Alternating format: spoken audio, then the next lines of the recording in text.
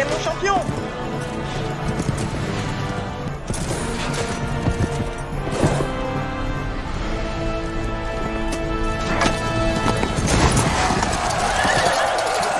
Oui, ça doit faire mal. Oyez, oyez la team, et soyez les bienvenus sur Je Conseille. En ce jour de l'an de grâce 1413, je vais vous conter les aventures de chevaliers anglais qui vont rivaliser d'exploits pour la fortune, mais aussi pour la gloire, auprès du nouveau roi d'Angleterre, Henri V de Lancastre. Et que le tournoi commence!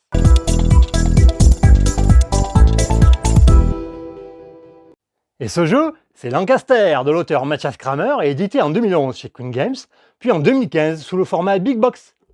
Dans Lancaster, vous êtes à la tête d'une famille aristocratique et vous allez devoir entraîner vos chevaliers afin de les faire intervenir dans les provinces d'Angleterre, mais aussi au sein de votre château et dans les conflits en France. Il s'agit d'un jeu qui vous demandera une bonne anticipation de vos actions ainsi qu'une excellente gestion de votre développement, le tout en 1h30 de partie. Allez, partons guerroyer le François ensemble! Et voici la table de Lancaster en configuration pour 3 personnes. On y trouve le plateau principal qui représente l'Angleterre du XVe siècle, avec ses 9 provinces, ainsi que leurs tuiles nobles distribuées selon le tableau dans les règles. Ici, pour 2 ou 3 personnes, 2 tuiles nobles par province. On y trouve également les cases renforts de chaque couleur de chevalier, les 6 faveurs du roi face visible, les tuiles de conflit, dont 2 sont déjà visibles, et 2 autres ont été retirées selon également le tableau sur les règles. Ici, pour 3 personnes, les conflits 2 et 10. Autour du plateau, on trouve le tableau du Parlement avec les 3 tuiles de loi de niveau 0 placées au hasard sur la rangée supérieure. La pioche des tuiles de loi a été préparée en plaçant d'abord les tuiles de niveau 4, puis 3, puis 2 et enfin 1. Et les 3 premières tuiles ont été retournées et placées de gauche à droite dans la rangée du bas. On trouve également un paravent par famille et un tableau de château avec ses 6 tuiles d'expansion.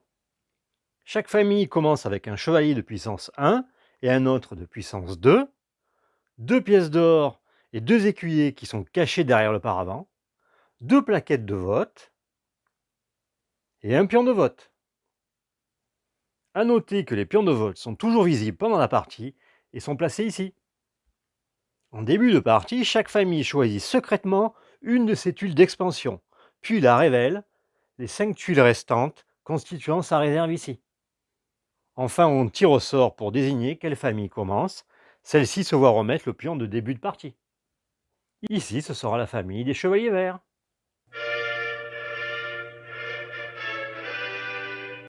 Le jeu se déroule en 5 manches, et chaque manche se compose de 3 phases. Placement des chevaliers, Parlement et les gains. À la phase 1, placement des chevaliers, la famille dont c'est le tour choisit l'un des chevaliers de sa cour et le place sur une case de chevalier.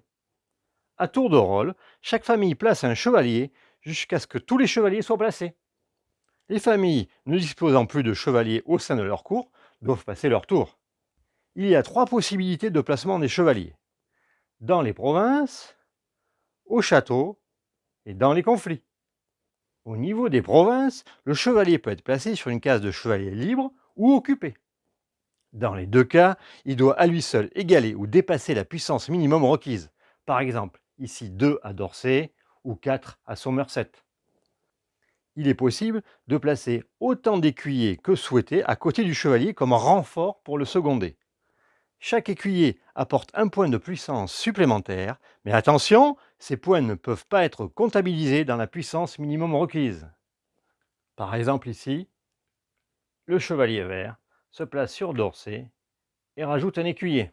Son chevalier a bien la puissance minimum requise de 2, et son écuyer lui apporte un point de puissance supplémentaire. Attention, le chevalier et les écuyers doivent être placés en même temps, car il n'est pas possible d'envoyer des écuyers en renfort ultérieurement.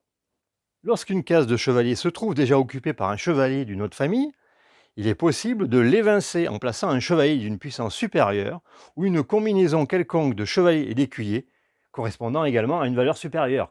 Ici, par exemple, avec le chevalier rouge de puissance 2 plus 2 écuyers, cela représente une puissance de 4, ce qui permet d'évincer le chevalier vert.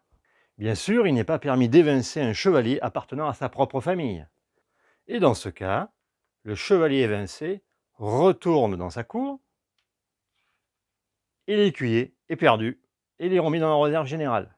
Pour le château, le chevalier est placé sur une case de chevalier libre au sein de son propre château. Et bien sûr, une case de château ne peut accueillir qu'un seul chevalier. Ici, le chevalier jaune de puissance 1 qui vient sur cet emplacement. Pour les conflits, chaque famille peut choisir de prendre part à autant de conflits qu'elle le souhaite. Ici, 2 conflits sont disponibles. Elle place son chevalier sur la première case en haut du conflit.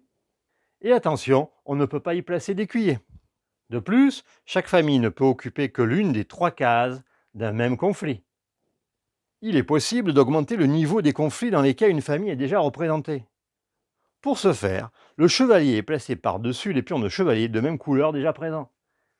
Ici, par exemple, le chevalier vert de puissance 1 qui vient se rajouter à ce conflit. Et attention, il n'est possible de superposer des chevaliers sur une seule et même case que dans le cadre d'un conflit, jamais sur les provinces et dans le château. Les 6 premiers chevaliers placés de cette façon dans les conflits rapportent une faveur du roi. La famille choisit une tuile de faveur exposée dans le jeu et remporte aussitôt le gain correspondant. La tuile de faveur est ensuite retournée et ne peut plus être choisie au cours de cette manche. Par exemple ici, la famille verte qui a gagné 2 écuyers et 3 pièces d'or pour ces 2 chevaliers posés. Une fois le dernier chevalier placé, c'est maintenant la phase 2 Parlement. Les 3 nouvelles lois sont à l'ordre du jour et chacune est soumise à un vote. Et on commence par la loi correspondant à la case 1, en bas à gauche. Toutes les familles votent pour ou contre la loi en question. Pour cela, elles choisissent la tuile de vote correspondant à leur choix. Puis, chaque famille, de façon simultanée, prend tous les pions de vote obtenus. En secret, elles décident du nombre de pions qu'elles veulent attribuer à la loi débattue et les place dans une main fermée. On révèle ensuite simultanément le contenu de chaque main. Les voix pour ou contre la loi sont totalisées, avec chaque tuile et chaque pion de vote correspondant à une voix. Ici, la famille verte a placé un vote pour, plus sa tuile, ce qui représente 2 points de vote, contre 1 point de vote contre et 1 point de vote contre. La majorité l'emporte et l'égalité des voix suffit pour que la loi soit adoptée. Les pions de vote révélés sont ensuite défaussés.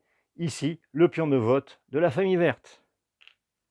Si la nouvelle loi est approuvée comme ici, l'ancienne loi en haut à gauche est retirée du tableau de Parlement. On décale ensuite les 2 autres lois d'une position, vers la gauche, et on place la nouvelle loi à droite au niveau de l'emplacement laissé libre. Et bien sûr, si la nouvelle loi était réfutée, la tuile de loi était retirée du jeu et les lois jusqu'ici en vigueur restaient inchangées. Et le même principe s'applique au vote des nouvelles lois 2 et 3.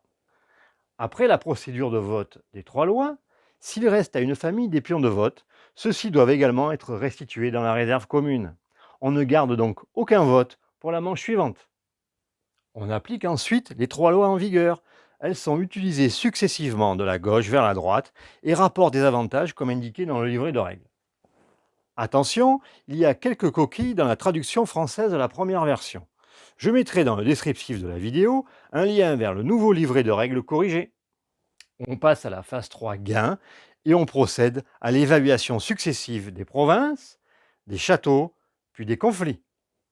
Les 9 provinces rapportent leurs gains l'une après l'autre, de la lettre A à la lettre I.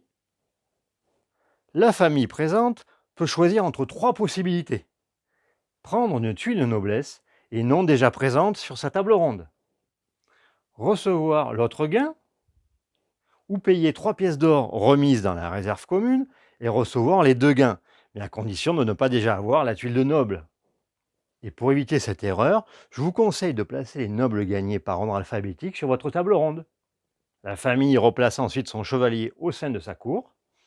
Et si le chevalier concerné était secondé par des écuyers, ces derniers sont restitués au sein de la réserve commune. Dans le cas de la province de Dorset ici, les 2 écuyers sont remis dans la réserve commune et le chevalier peut se placer sur un conflit de son choix. Mais attention, il ne reçoit pas le gain supplémentaire de faveur du roi pour cette action. Ici, le chevalier rouge vient sur ce conflit. Et une particularité liée à la province de Surrey avec l'attribution du pion de début de manche. La famille choisit qui jouera la première. Elle peut se désigner elle-même ou choisir une autre famille. La famille désignée recevra le pion de début de manche et le nouvel ordre est aussitôt appliqué. Si personne ne place de chevalier dans la province de Surrey, le pion de début de manche reste attribué à la famille qui le détient.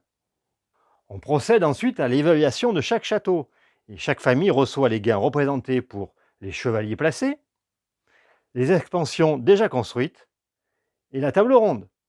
Elle détermine l'ordre dans lequel les chevaliers et les expansions doivent être évalués. Et après chaque évaluation, la famille replace le chevalier concerné au sein de sa cour. Bien sûr, les tuiles d'expansion placées en évidence restent positionnées telles quelles.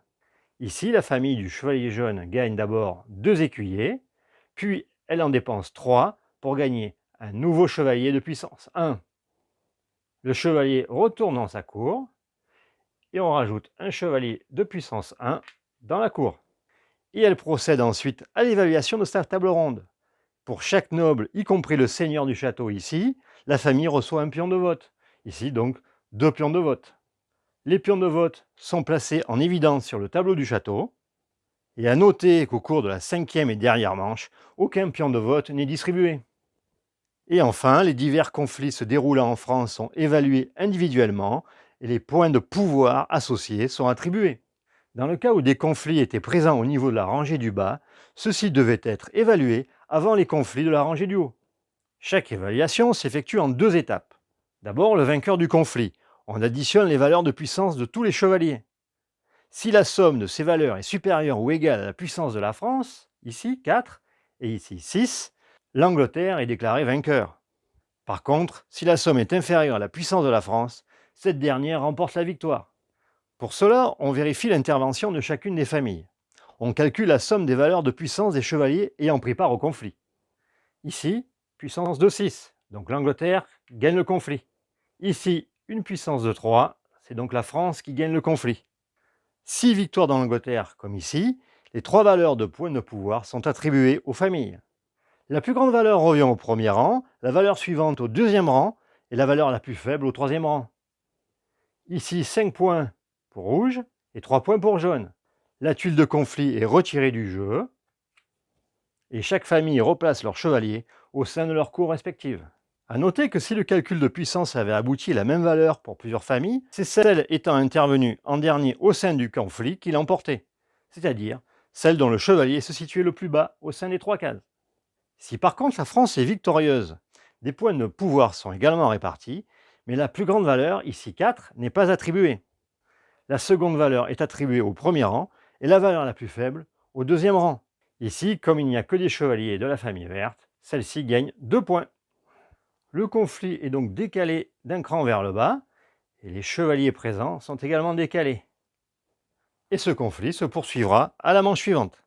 A noter que si un conflit ne contenait aucun chevalier, celui-ci était quand même décalé d'un cran vers le bas.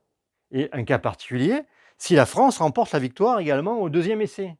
Suite à la nouvelle répartition des points de pouvoir, les chevaliers concernés se retrouvent prisonniers. Là où les familles ont la possibilité d'acheter la liberté de chacun de leurs chevaliers au prix d'1 pièce d'or par niveau de puissance. Le rachat de la liberté des chevaliers suit l'ordre dans lequel les familles se succèdent, et les chevaliers ainsi libérés retournent au sein de leur cour. Par contre, ceux qui restent prisonniers rejoignent les renforts correspondant à la couleur sur le plateau de jeu. Et la carte de conflit est ensuite retirée du jeu. Ici, la famille des chevaliers verts doit payer 1 pièce d'or et 2 pièces d'or pour récupérer tous ses chevaliers, si bien sûr, à la manche suivante, le conflit n'est pas gagné. Une fois l'évaluation du dernier conflit terminée, on procède à la préparation de la manche suivante. 2 tuiles de conflit sont retournées et placées au niveau de la rangée supérieure, comme ceci. Toutes les tuiles faveur du roi se trouvant face cachée sont placées face visible. On retourne successivement les 3 premières tuiles de loi du paquet constituant la pioche. Et une fois la 5e manche terminée, on procède à la comptabilisation finale des points. Les points de pouvoir suivants sont attribués. 8 points à la famille dont la chevalier présente la valeur de puissance totale la plus élevée. La famille arrivant en deuxième position se voit attribuer 4 points Et en cas d'égalité, la famille qui possède le plus d'écuyers gagne les points de sa position. 8 points sont attribués à la famille dont le château présente le plus de tuiles d'expansion. La famille arrivant en deuxième position se voit attribuer 4 points. Et toujours en cas d'égalité, la famille qui possède le plus de pièces d'or gagne les points de sa position. Si l'égalité persiste après le décompte des écuyers ou de l'or pour déterminer quelle famille parvient en première place, les 12 points de pouvoir, 8 plus 4, sont partagés et distribués entre les familles concernées. Et dans ce cas, il n'y a pas de deuxième position. Et s'il y a égalité pour la deuxième position, les 4 points sont partagés entre plusieurs familles, mais les points ne pouvant pas être divisés sont perdus. Et pour finir, des points de pouvoir sont attribués à toutes les familles comptant plus d'une plaquette de noblesse à leur table ronde, comme indiqué ici. La famille gagnante est celle ayant le plus de points de pouvoir, et en cas d'égalité, elle se partage la victoire. Pendant la partie, vous devrez développer le nombre et la puissance de vos chevaliers. Plusieurs possibilités s'offrent à vous, notamment en début de partie avec les provinces de Stafford, Suffolk et Surrey. Et avec votre château grâce aux expansions construites ou par les chevaliers placés. D'ailleurs, une bonne combo est de développer l'expansion 2 écuyers comme ici, puis les expansions chevalier de puissance 1 et amélioration de chevalier. Et bien sûr, il y en a d'autres que je vous laisse découvrir. Ne négligez pas les conflits qui permettent de gagner des points de pouvoir, ainsi qu'une faveur du roi. Mais attention, vos adversaires peuvent vous laisser prendre part tout seul à un conflit, ce qui risque de bloquer vos chevaliers pendant une manche, voire même de devoir payer une rançon. Ici, les chevaliers verts ont absolument besoin d'une aide de chevaliers adverses, sous peine d'être faits prisonniers. Tentez de faire des alliances pour les votes sur les lois qui vous intéressent, notamment si une autre famille peut avoir également le gain. Si possible, n'oubliez pas de payer 3 pièces d'or pour recevoir les 2 gains d'une province. Et d'ailleurs, ne laissez pas une famille adverse prendre tous les nobles, cela lui rapporterait beaucoup trop de points de prestige. Ici, 36 points. Et en fin de partie, concentrez-vous sur le nombre de chevaliers ou d'expansions de châteaux le plus élevé, afin de gagner les points de prestige correspondants. 8 points pour la première place et 4 points pour la seconde.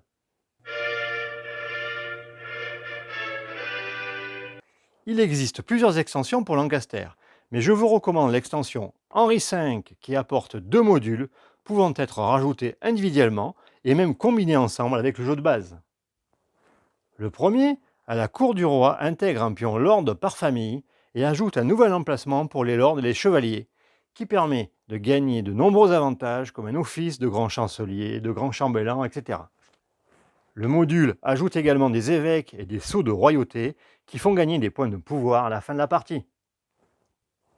Le second, la contrariété du roi, rajoute un tableau de déshonneur avec ses pions ainsi qu'un donjon.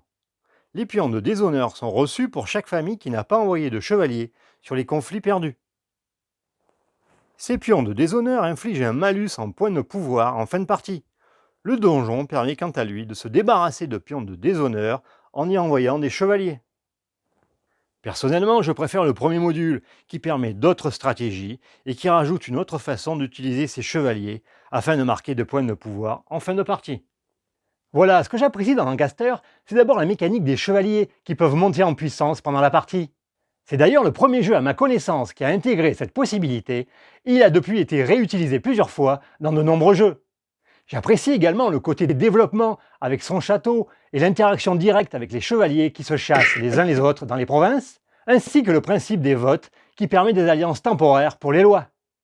A noter que le côté tactique est plus important que l'aspect stratégique dans le jeu, car il vous faudra réagir aux actions de vos adversaires et changer souvent de plan pendant la partie. Concernant la Big Box, elle contient toutes les extensions sorties séparément, mais elle n'est pas facile à trouver. Peut-être sur le marché de l'occasion.